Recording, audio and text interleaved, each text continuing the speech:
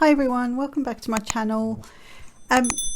This is going to be quite a long-winded card. I know I've shortened it quite a lot for you guys, so hopefully you'll stick around. But there's a lot of colouring on this, and I'm using Mama Elephant's Let's Go Caroling and a Cookie Christmas stamp set. I love these two, and I thought they worked really well together. They are actually two separate stamp sets. I think I forget to actually show you the stamp set, so apologies, but I pretty much stamped most of them, so most of the images here. And the Cookie Christmas has the little house that I'm doing now, the gingerbread house. It has the little reindeer, and I think it has the little bird, I believe. And then some of the others have the other set, I believe, has the other characters and the hats and the little mouse and the little bench and all that sort of thing. So but yes, there's a lot of colouring. So I'm using some Bristol Smooth cardstock and what are they called, Zig Clean Colour Reel brush markers, say that 3 times fast. And I'm literally using that with the blender pen that comes with it. Well, it doesn't come with it, but you can get one for it. And I'm not combining more than one colour. I'm using one colour and then dragging that colour out with the blender pen. You can do the same thing with a water aqua pen thing that I can never remember the name of, or a paintbrush. So sometimes, like here, I'm just using the colours direct. I'm not dragging the colour, I'm not using the blender pen. And then other areas I'm going to use the blender pen to actually drag that colour out, and then you get that sort of gradient look like you would with watercolour, or if you were using like alcohol markers where you blend, so you've got that sort of ombre kind of look. But I'm using one colour at a time. I'm obviously going to use more than one colour on the whole card, but you know what I mean, like at one time. I'm not using 2 reds, I'm just using 1 red. So I just picked some colours out of the zigs that I have, and I just kind of went with it. I didn't, I haven't got all the names of all the colours or anything like that, because I just kind of went with how I felt at that point. And I think that's key. It doesn't really matter what colours you use, because if I'm saying, like, this red actually looks quite pink. I think this is actually carmine pink, red, I think. But it actually looks quite pink when you start dragging that red out. You might not like that. So if you think with things like this, just grab your red or a green that sort of speaks to you. That's the best way to colour, because that's what you're going to like. Just because I like it doesn't mean you're going to like it. So yeah. The thing with red, I think I've said this in previous videos, you have to be so careful. It's that colour that doesn't matter what medium you're using, it will drag itself out into, it just wants to hold on to everything. So you have to be careful, even though this is drying and it's drying off, you can easily pick up that colour and reactivate it. So I've sped this up a lot, so you guys, I definitely don't colour this quickly, but you just have to go with it and go quite sort of slowly when you're when you're colouring those areas in. So now I've got a pink that I thought would work quite nicely, so I brought that in. And I'm trying to work per colour. It doesn't always work this way. And this little house actually took quite a long time in the end. So you'll see there'll be some of it I will colour and some of it I will do off camera just to save some time, because it did take a long time. So I start to colour this and then I think my camera died on me. So I'll come back and then I'll do a bit more, and so you'll see it'll look like it's jumping a bit, but hopefully not too badly. But can you see at the top of the door how that red just dragged out? So I went over it with the dark brown and dragged it out that way. And I just used 2 different browns on the house just so there was some contrast between the door and the actual house. And the same with the greys. Like, this is kind of a blue grey that I'm using for the lamp, but I use a different grey for the hat, so that it looks like it's a black hat. Same thing with the bunny, I believe. Yeah, the bunny and the cat. I use 2 different greys there so that they look different, but they are that you know, that sort of, so the cat looks like he's black, but the bunny looks more like he's a white bunny-ish. So, but they turn out really, really cute, I think, anyway. But it's a lot of colouring. There's a lot of images. There's a lot of stamping that I did. There's a lot of, it's time consuming. It's not a quick kind of project. And then for the candle, I actually I coloured the candle in flesh colour. I did remember this. Then I made my sort of orangey glow around it and over it. And then to just intensify it, or sort of draw your eye into the fact there's a candle there, I then went over it in a sort of, I think it was an oatmeal colour or something, just to sort of give it a bit more depth. Excuse me. So, and then like with the bench, I'm just going one way, starting on one end and then dragging the colour out, and that's literally all I'm doing on all of these images. Obviously some of the areas are quite small, so you don't see as much of that, I guess, ombre kind of look. But that's literally all I'm doing. And like I say, I am using a blender brush, but you can easily do this with some water and a paintbrush. You don't have to have a paintbrush, you know, the ones that I can never remember the name of, those aqua marker things or whatever they're called, where you put some water in the barrel. You don't have to use that. You can use a good old-fashioned paintbrush and some water.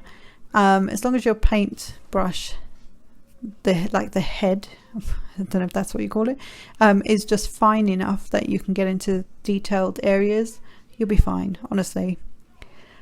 So, I did show you the stamp set. I couldn't remember if I did. So I finished colouring them, and then I cut them out with my scanning card, and I left a little border around the outside. And I have, these are going to be, this is my Slimline card. I like Slimline cards. There's so much more real estate on them. You know, you get to sort of spread stuff out more. So much cool, so cool. And I have another piece of Bristol Smooth. So this is going to go across the whole card base, and my card base measures 4 1/8 by 8 1/4 by 3 1/2. Oh my god. So does this front panel, and the Bristol Smooth one that I'm inking now, I just drew a very light pencil of a sort of snowbank.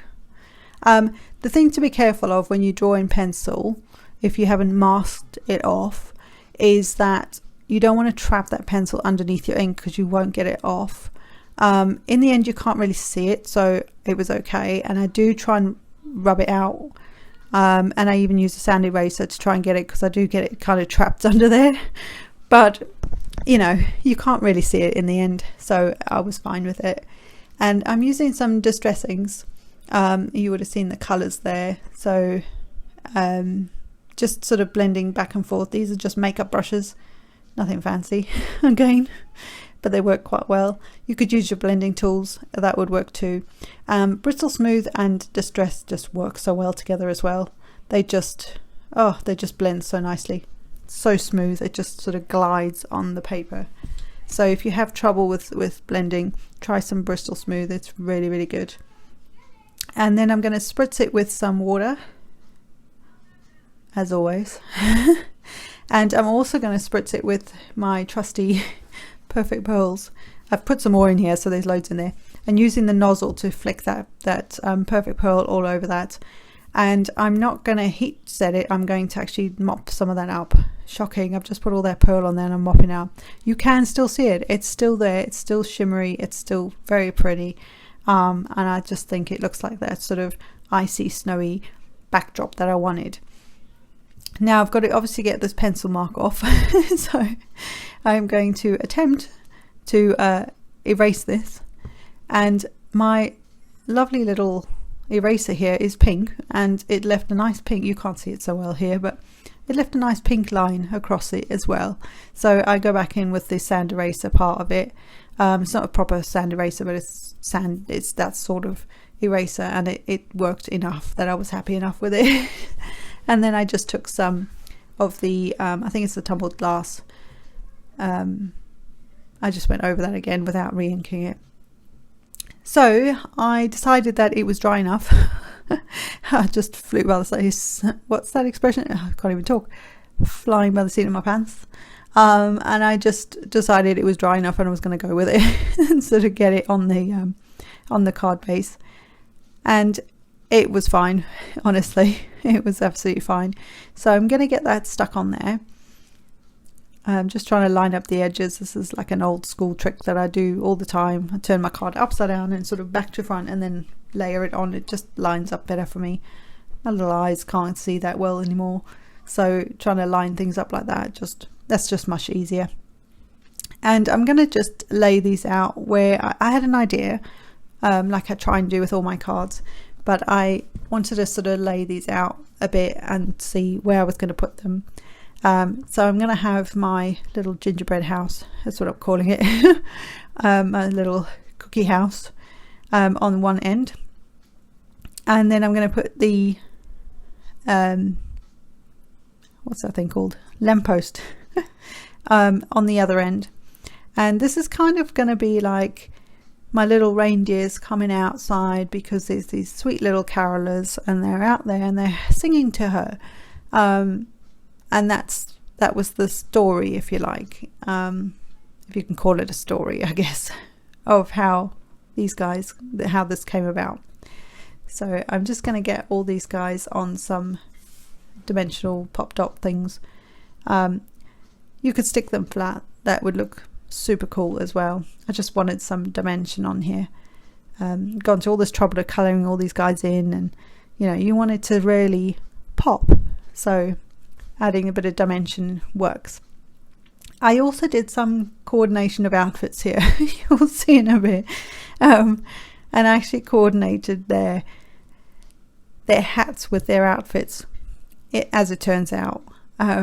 So you'll see that in a second. Another easy way, if you're not sure how much space you've got, is to put your pop dots on the card in the gap that you do have. And that way you'll be able to get that get that lined up where you want that, rather than having a piece of your foam slightly overhanging onto another image and then it doesn't lie flat or level. So just getting my little reindeer on there, and then the little bench is going to go on as well. And I'm going to move that over to where the carolers are, because I actually and I thought this was so cute, I actually have this, oh, my dog's barking. I actually have this little mouse, and he's not a green mouse, by the way. He's got his outfit on as well. It's cold, right? But he's also singing. Everybody's got to sing, right? So I love that this little mouse is singing, so I had to include him, but of course he's really little, so he's got to be on the bench. And then we've got the little robin who's also listening in on things. So I'm going to get their hats put on as well now. And this is where I'd coordinated their little outfits. So I have one in the middle, the little bunny's got her little Santa outfit on. And then the little guy, the little bear, he's got like a little, I don't know, I imagine little corduroys. So he's going to have his little top hat. And then the little kitty on the other side has got her little pink and green outfit on with her bobble hat. I thought it was cute. So that's why I did it. And then the sentiment, it is very much what reminds me of a movie, a very classic movie. And I could not put this on here. So the best way to spread Christmas cheer is to sing loudly for all to hear. Always, right? So, and I don't know why I got emotional about that, but that's really weird.